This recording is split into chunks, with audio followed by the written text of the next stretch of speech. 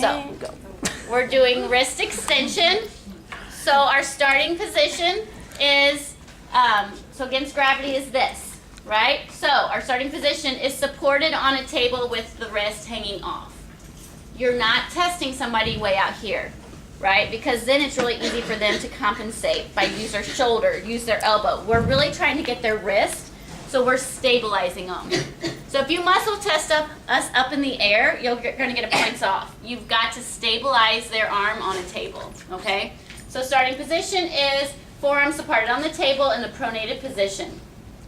Our prime movers are extensor carpi radialis longus and brevis, and extensor carpi ulnaris. So you're going to ask them, go ahead and bring your arm up. Let me have somebody come up here. Yep, perfect. And just do that arm. Okay. All right. So can you bring your hand all the way up and hit my hand up here? Good. So she has full range of motion against gravity.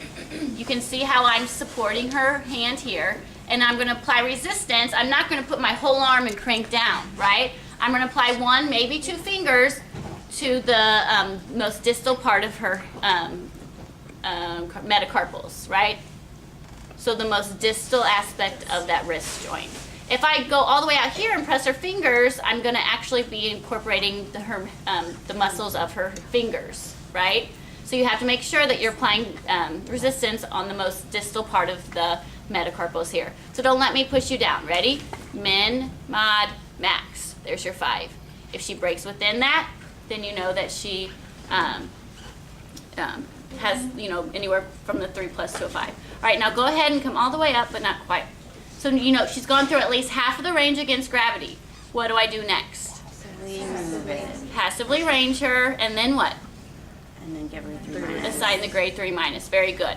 So what if she doesn't, so just a little bit of motion, okay? So she doesn't have at least half the range of motion against gravity. So what do? I passively range her. She's got full range of motion. Good. And then what? Gravity eliminated position, which is here. Okay? So you can either stabilize that hand or just pull her back on the table. So your gravity eliminated position is your forearm supported on the table in neutral. Or if I have to, I can support her with my hand. But if you have the table here, go ahead and use it. So she's starting in neutral. Go ahead and can you bring your wrist all the way back and hit my hand? Perfect. So she has full range of motion in a gravity eliminated plane. I'm going to apply resistance just a little bit because we're just doing min resistance and gravity eliminated on the most distal part of her metacarpals. Don't let me push you forward. And she's able to tolerate it. What's that score? 2 plus. Good. All right, so what if she just has go about halfway. Good. So she has just a little bit of motion in a gravity eliminated position. What is she? 2 minus. Good. So what if there's no motion that occurs? Where am I palpating?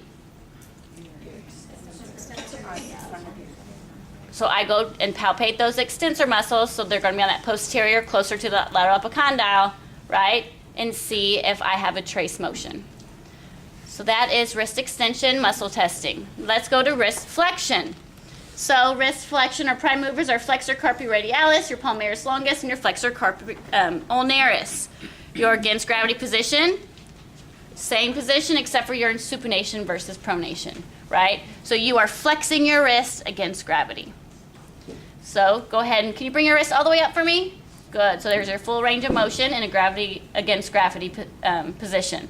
Good. So the same thing, you're applying your resistance, you're stabilizing on that distal forearm, and you're putting resistance on the distal part of those metacarpals. Now on the volar part, so on the palm of their hand. Not on their fingers, right? Not just across the wrist, on that distal part of the metacarpals. Don't let me push you down. Min, mod, max. Okay? So now we're going to go to here. Okay, so come up. Good. And she goes to there. What do I do next? Good. I'm going to passively range her. She's got full passive range of motion, and I'm going to give her a score of 3 minus. Okay? What if there's no movement or very little motion, not half? We're going to do passive range of motion, and then we're to make sure that it's a muscle issue, not a joint issue. Then we're going to gravity eliminated. Back here, forearms neutral, supported by the table or by your hands. Okay?